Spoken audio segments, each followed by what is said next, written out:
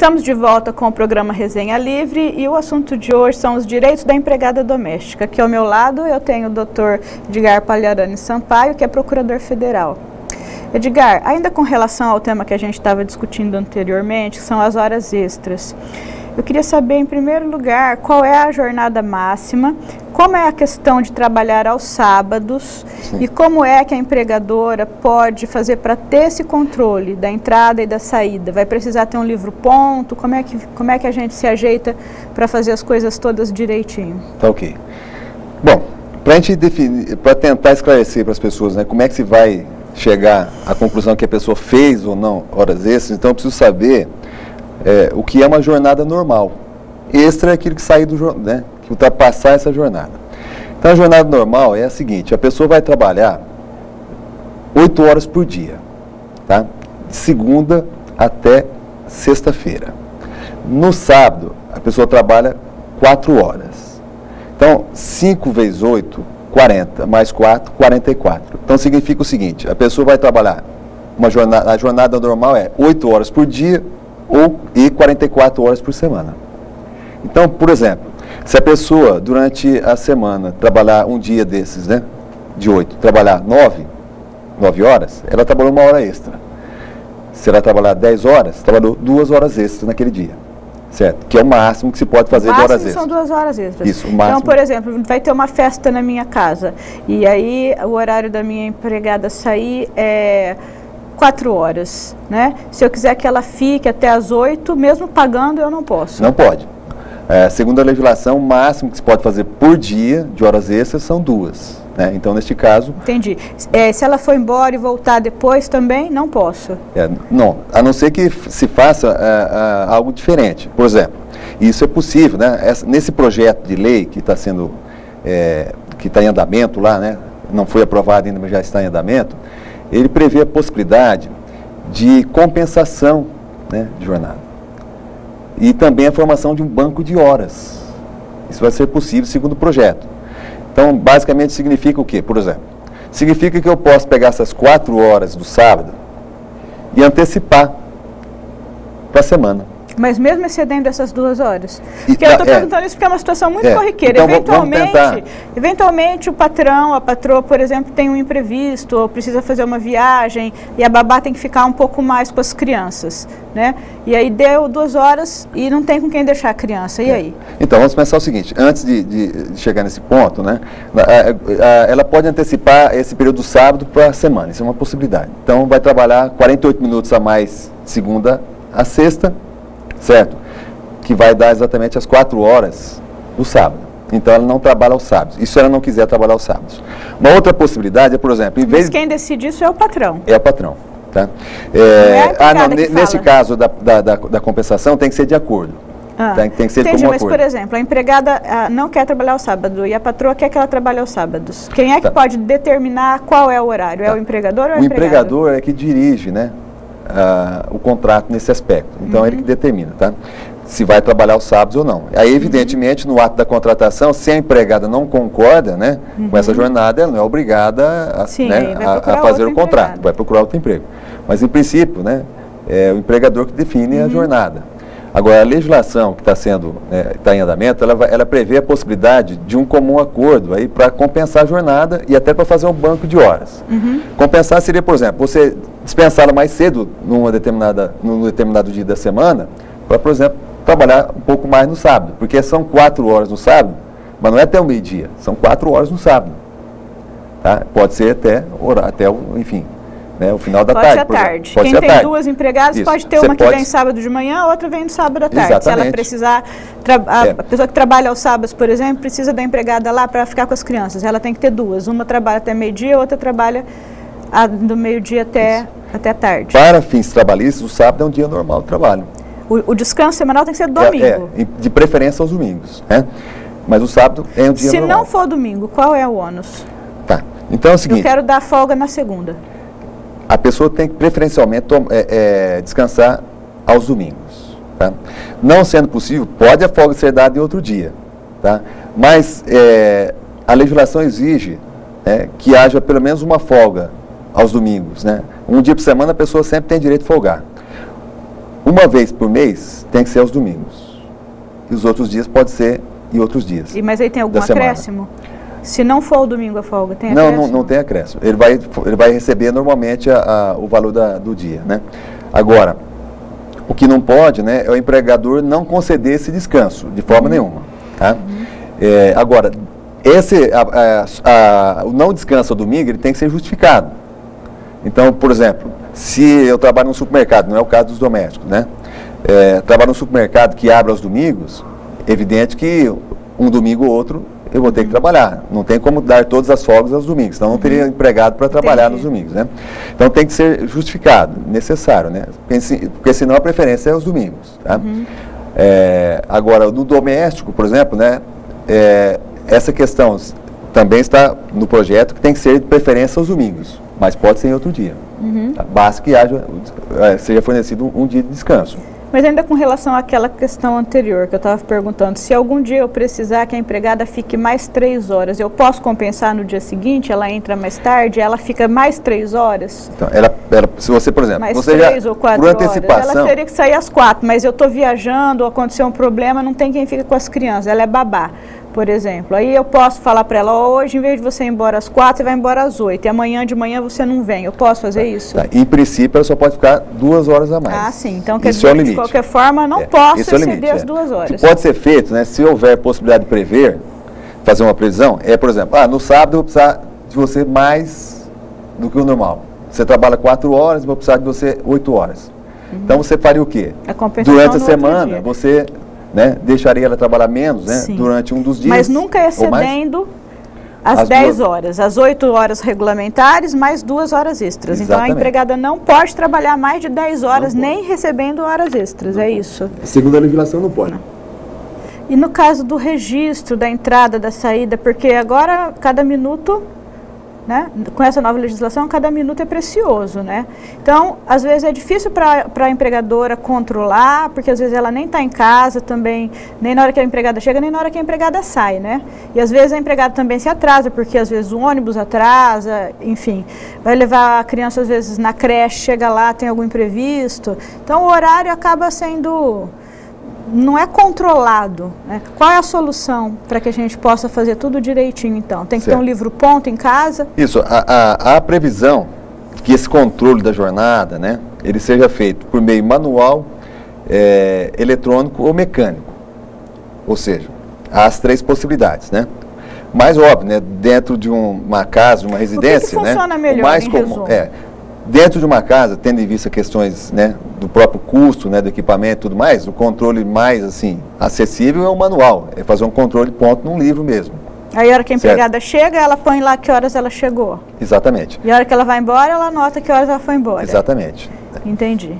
Óbvio, né, que isso está sujeito a um eventual controle do Poder Judiciário à frente, né, se mais à frente o empregado ajuizar uma ação trabalhista, né, alegando que o que estava, né, no papel, no ponto, no controle, não é exatamente o que acontecia. Então isso também não assegura nada para o empregador em termos dele ficar tranquilo de que ele não vai ser acionado posteriormente. Não assegura. É possível que ele seja acionado sim posteriormente, certo? Qualquer que seja a forma de controle de ponto, desde que o empregado alegue, depois comprove que houve, né, que não está compatível, que consta, né, no controle, e o que ele efetivamente fez de trabalho, né, de jornada. Então, fica sujeito a isso. Mas é óbvio que não tem outra coisa a ser feita, porque também no meio comercial, industrial, enfim, prestação de serviço, nas demais áreas, é assim que acontece também. O que ocorre é que normalmente, né, o empregador, né, comum, ele normalmente está lá no trabalho, ele deixa alguém que vai cuidar, né, controlar de perto esses empregados, né, e tal. Mas o empregador doméstico nem sempre fica na casa. Normalmente não fica, normalmente ele precisa do empregado porque ele não está em casa, isso, né? Então é mais uma das peculiaridades, né, além de outras tantas, que nós encontramos nessa relação entre empregador doméstico e empregado. E com relação à alimentação? Porque na CLT existe uma previsão de que possa ser descontado os alimentos. Veja bem, com relação à doméstica, é preciso sempre ter em mente que ela, via de regra, ela presta serviço e continua no emprego, né, antes e depois do intervalo, certo? E normalmente ela se alimenta no próprio ambiente de trabalho. Se isso acontecer, não pode ser feito, segundo o projeto de lei, não poderá ser feito o desconto, nem de alimentação, nem de vestuário, nem mesmo de habitação. Se ela, por exemplo, residir na própria casa ou em casa contígua, aquela em que ela presta o serviço. Seria a empregada que mora no fundo. Exatamente. Ela mora no fundo do trabalho, você não pode cobrar dela o aluguel, nem as refeições. É o que está previsto E a empregadora pode, então, dizer o seguinte, não, na minha casa não faço almoço, na hora do almoço você vai almoçar em outro lugar, porque é o seu horário de descanso. Também. É possível, é uma exatamente, assim como acontece, né, com os trabalhadores em geral. Então aí a empregadora não estaria burlando a lei. Não, porque, veja bem, há um intervalo de 1 a 2 horas para almoço. Para almoço, para refeição, enfim, pode ser jantar também. Enfim, durante esse período a pessoa vai fazer a sua alimentação. Como? A lei não diz. Ela pode sim se alimentar no serviço, e neste caso não pode ser feito desconto dela, não pode ser cobrado dela nada, ou ela vai se alimentar fora, ou em casa, ou em outro lugar, o que é feito normalmente pelos demais empregados. Normalmente a gente vê a empregada que fala que ela não quer ser registrada porque ela não quer pagar os 8% referente à parte que ela tem que contribuir, né? E algumas patroas falam, ela não quer, então tudo bem, porque é ela que não quis, né? Explica para as pessoas em casa o que pode acontecer num caso desse. Às vezes o empregado, né, ele pretende receber quanto mais, melhor. Né? Então ele não quer sofrer descontos porque ele pega um valor maior, né, líquido. Né? E se sofrer descontos, evidentemente, será menor. Então muitas vezes o empregado não quer o registro, né, para evitar esse desconto de 8% ou até de 8% a 11% que vai ser feito para repassar o valor para o INSS. O que acontece é que se não for feito, né, enfim, esse desconto não for feito, né, e a pessoa não for contratada, aí se ela precisar, engravidou, teve um parto, né, ela vai precisar de um salário maternidade. Mas como? Se não foi feito o registro, se não foram realizadas as contribuições para a Previdência, não vai tornar impossível que ela obtenha esse salário maternidade, mas vai ser bem mais difícil. Né? Outra coisa, e aí, nesse caso, o empregador teria que arcar com esses 5 meses. O empregador que não registrou essa empregada. Eu contratei uma empregada, situação, né? Contratei a empregada, ela não quis ser registrada. Aí tudo bem, eu falei, então você não quer, então eu não vou te registrar.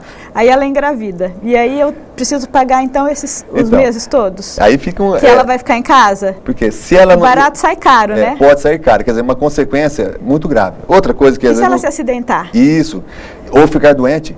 Ou ficar doente, aí? Qual que é uma coisa que todos estamos sujeitos. Como se soluciona se a sua empregada não registrada ficar doente? Então, qual é a situação para o empregador? É um problema muito sério, porque cria, de repente, a necessidade ou a possibilidade desse empregador ser até obrigado a indenizar aquilo que a empregada receberia da Previdência se tivesse tudo regulamentado. Então, aí o empregador vai ter que pagar tudo. Tudo regular, né?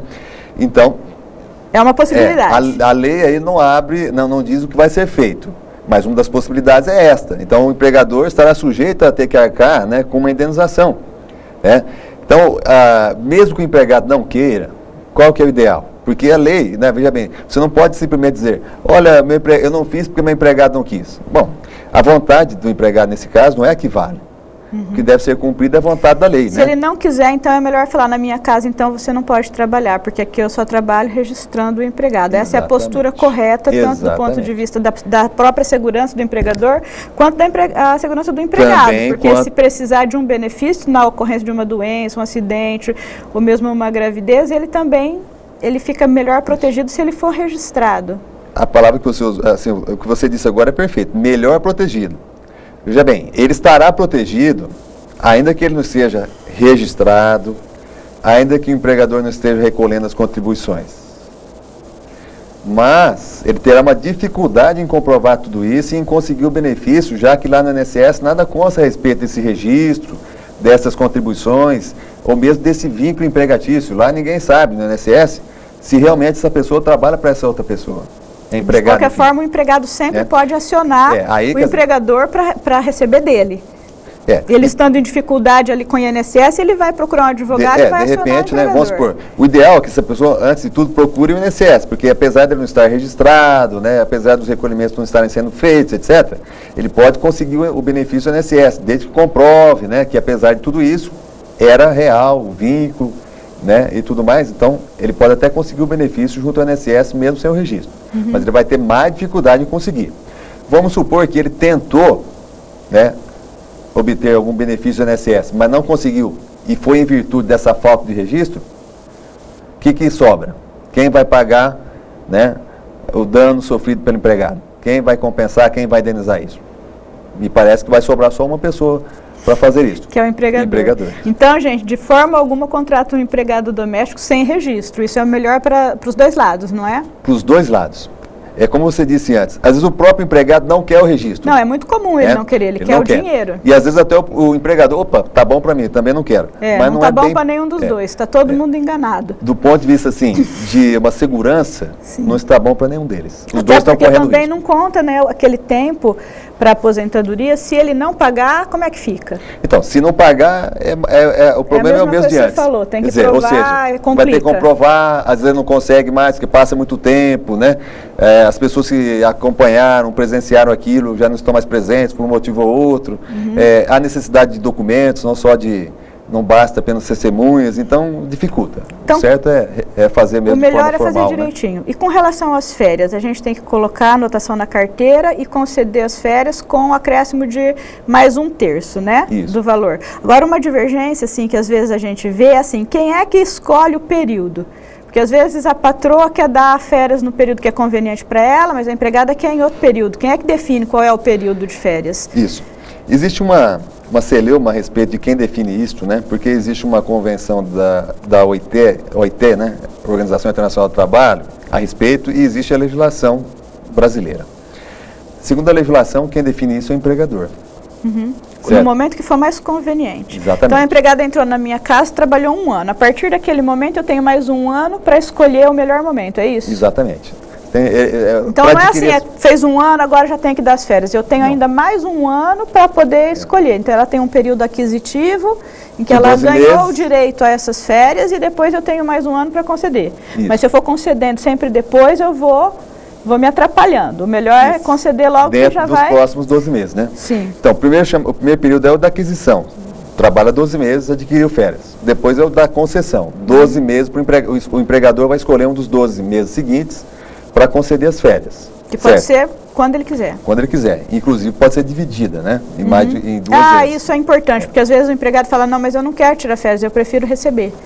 Quanto tempo é possível negociar das férias, sem criar um problema ou uma possível causa de ação futura? A legislação seletista do empregado em geral já tratava da questão. 10 dias de férias, dos 30, ele pode ser vendido, entre aspas. O pessoal fala vendido, Vou vender as férias, e o resto não, tem que ser usufruído mesmo em descanso. Então, 20 dias o empregado tem que descansar.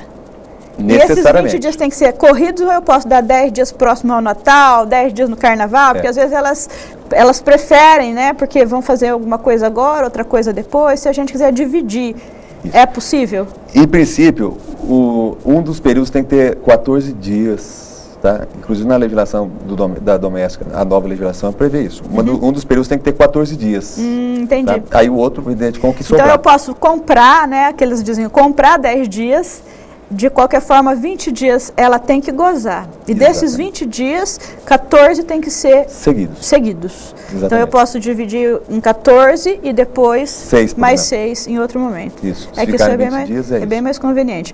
A partir de que idade alguém pode trabalhar como empregada doméstica? Olha, atualmente a questão não é muito clara, mas agora com a nova lei vai ficar, se for aprovado tal como está, bem claro.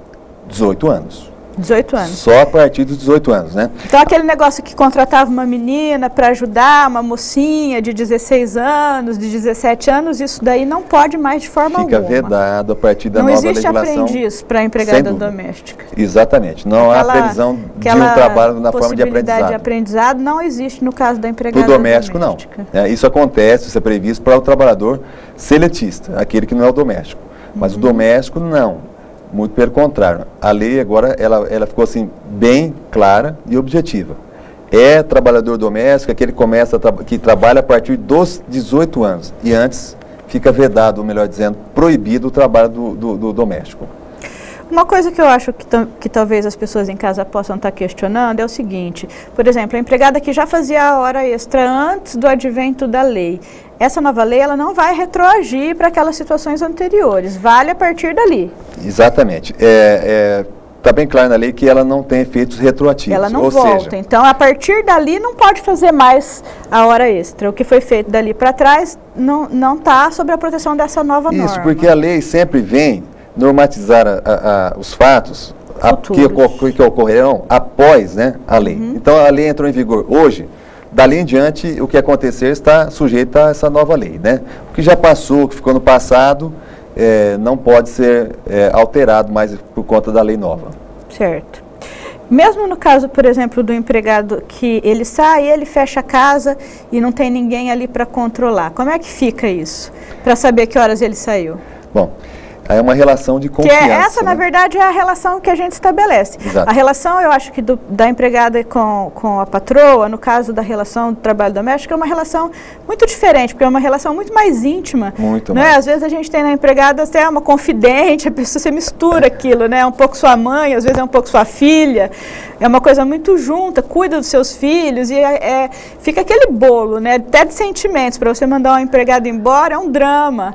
Exatamente. Né? É como se você estivesse se separando de um membro da sua família. É muito dramática essa relação. A gente sofre demais também, né, nessa relação, porque a gente se apega, às vezes até se desapega e detesta, porque a pessoa faz da vida da gente uma coisa mais complicada, mas seja de ódio ou seja de amor, é uma relação muito delicada, é uma relação muito especial, né? Exato.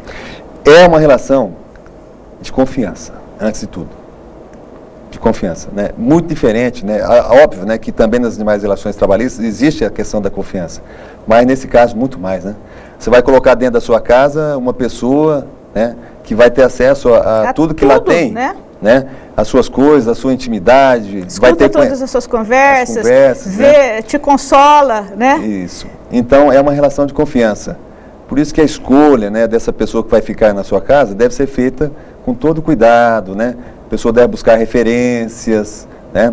E, enfim, e tem a questão, né? Com relação a essa questão da entrada e da saída, que não dá para você controlar, tem que ficar, então exatamente. Você tem que confiar. É uma relação de confiança especialmente. Pode colocar câmera?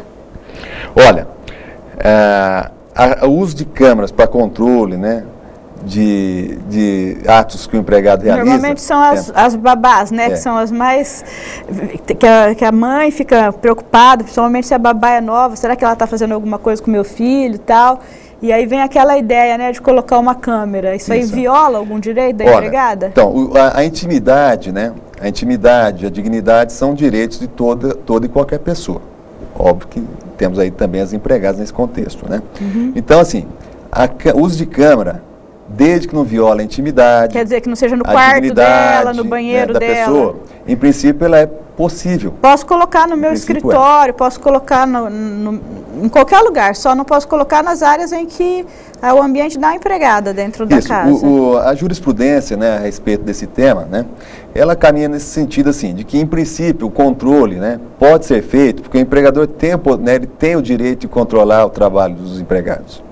Mas desde que não atente contra... Muitas vezes não é nem para controlar o empregado, mas são as câmeras de segurança que você tem na sua casa. Até o próprio ambiente em si, né?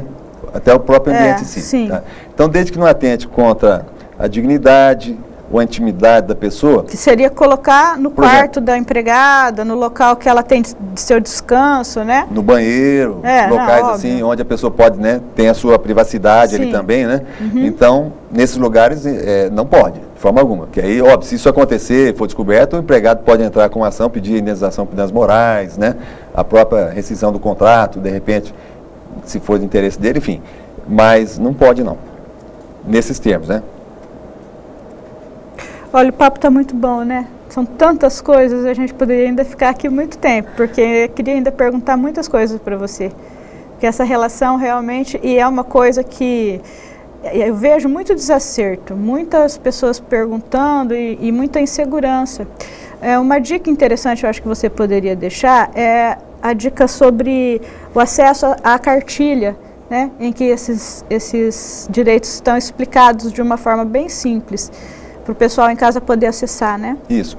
O Ministério do Trabalho e Emprego, né, ele disponibilizou uma cartilha na internet, né, e por meio dessa cartilha faz explicações sobre os direitos, né, dos domésticos, inclusive dentro desse novo contexto, ou seja, dessas mudanças, né, que estão ocorrendo em virtude desta reforma na Constituição que trouxe, né, ampliou os direitos dos empregados domésticos, né, e também da legislação que está por vir aí, que vai regulamentar essa matéria, né, porque a Constituição foi mudada, prevendo a novos direitos, mas é preciso de uma legislação complementar agora para que eles possam, de fato, ser implementados, aplicados. Então, isso está sendo feito. O FGTS é um desses, que ainda não está implementado. Exatamente. Tem algumas questões que, alguns direitos, como seguro-desemprego, o FGTS, né? E o Vale Transporte? Então, o Vale Transporte já havia regulamentação antes. Então, se a empregada vem de ônibus...